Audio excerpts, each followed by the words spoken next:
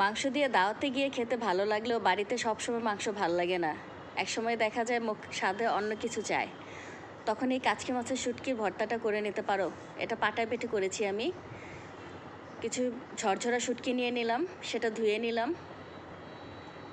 তারপর প্যানে তেল দিয়ে মরিচ এবং রসুন পেঁয়াজটা ভেজে নিলাম। সেটা ভাজা হলে শুটকিটা ভাজতে দিব, কারণ আগে প্যানে শুটকিটা ভাজলে পেঁয়াজ মরিচ ভাজার সময় লেগে যেতে পারে। এজন্য শুটকিটা সবার পরে ভাজলাম।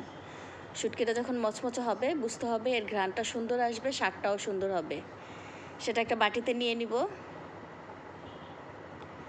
শুটকির সাথে আর নিতে হবে আমার শুকনো মরিচ এবং পেঁয়াজ রসুন ভাজাটা।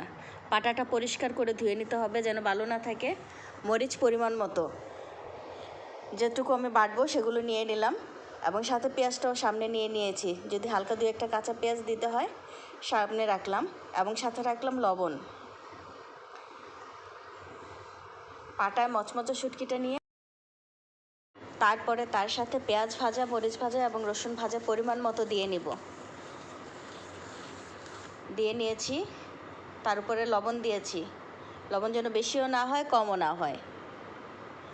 সব কিছু একসাথে করে তারপর আবার বাটা শুরু করব।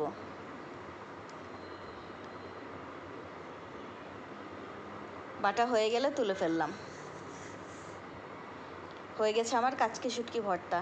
এটা দিয়ে গরম ভাত দিয়ে খেতে অসাধারণ লাগবে।